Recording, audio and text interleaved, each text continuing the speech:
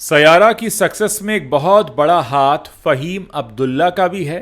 फ़हीम अब्दुल्ला एक multi talented Kashmiri कलाकार हैं जिन्होंने सयारा के टाइटल ट्रैक को अपनी जादुई आवाज़ देकर बॉलीवुड में डेब्यू किया है और रातों रात सुर्खियों में छा गए हैं। उनकी कहानी, उनकी जो ज़िंदगी की कहानी है, वो मेहनत, जुनून और किस्मत के अनोखे संगम को दिखाती है। हम आपको उनकी पूरी कहानी सुनाने जा रहे हैं। फ़हीम अब्दुल्ला, जिनकी उम्र इस समय 27 साल की है, ये कश्मीर से ताल्लुक़ रखते हैं। वो न केवल एक गायक हैं बल्कि एक गीतकार, शायर, फिल्म मेकर, मोटिवेशनल स्पीकर और इवेंट मैनेजर भी हैं। कश्मीर में वो पहले से ही अपनी मखमली आवाज़ और गीतों जैसे इश्क, झेलम, गल्ला, ए याद, जुदाई, तेरा होना, आँखें, सजदे, ख्वाब और कश्मीर के लिए जाने जाते हैं। खासकर उनका गाना इश्क यूट्यूब पर 252 मिलियन से ज़्यादा व्यूज़ बटोर चुका है। कश्मीर में वो अपने stage name the imaginary poet के नाम से जाने जाते थे, लेकिन 2025 की शुरुआत में उन्होंने अपने असली नाम से परफॉर्म करना शुरू किया।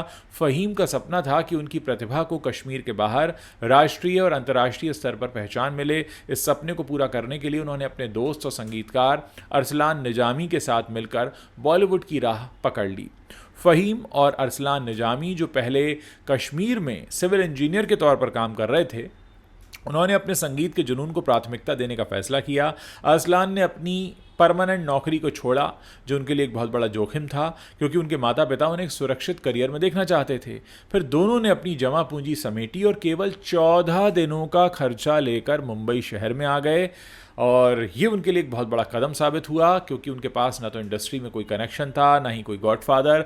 मुंबई में उनके शुरुआती दिन काफ़ी स्ट्रगलफुल रहे, काफ़ी संघर्ष करना पड़ा।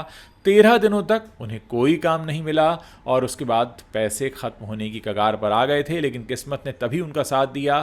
13वें दिन उनकी मुलाकात होती है मशहूर संगीतकार तनिष्क बागची से, जो उस समय फिल्म सयारा के लिए ही संगीत तैयार कर रहे थे। तनिष्क बागची ने फ़हीम और अरसलान की जो प्रतिभा है गाने की और म्यूज़िक की, उसको पहचाना और फिर उन्हें सयारा के टाइटल ट्रैक के लिए उन्होंने मौका दे दिया। इस गाने को फ़हीम ने अपनी आवाज़ दी, जबकि संगीत अरसलान निजामी और तनिष्क बागची ने मिलकर तैयार किया। गाने के बोल इरशाद कामिल साहब ने लिखे हैं। तनिष्क ने फ़हीम की आवाज़ को फिल्म के डायरेक्टर मोहित सूरी को सुझाया, जिन्हें उनकी आवाज़ और इमोशंस इतने पसंद आए कि उन्होंने तुरंत इस जोड़ी को गाने के लिए फ़ाइनल कर लिया। फ़हीम ने इस गाने में अपनी पूरी आत्मा झोंक दी है। उनकी आवाज़ के जादू और गाने के भावनात्मक बोलों ने दर्शकों को मंत्रमुग्ध कर दिया। सयारा का टाइटल ट्रैक रिलीज़ होने के बाद यूट्यूब और अन्य म्यूज़िक प्लेटफॉर्म्स पर नंबर 1 पर ट्रेंड कर रहा है। इसे 80 मिलियन से ज़्यादा व्यूज़ मिल चुके हैं और गाना ये जो है वो स्पॉटिफाई के ग्लोबल चार्ट में 7वें नंबर पर भी पहुंच गया है। फ़हीम की इस सफलता के पीछे उनकी मेहनत और जुनून का बहुत बड़ा योगदान है।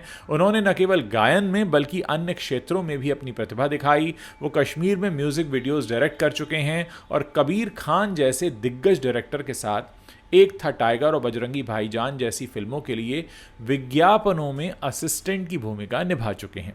फ़हीम ने एक इंटरव्यू में कहा, ईश्वर का धन्यवाद कि उन्होंने हमें वो सब महसूस करने दिया जो हमने ज़िंदगी में सहा है, और वही हमें एक अच्छा आर्टिस्ट बनने में मदद करता है। उन्होंने ये भी बताया कि मोहित सूरी की फिल्म का हिस्सा बनना और सयारा का टाइटल ट्रैक गाना उनके करियर का सबसे बड़ा मौका रहा।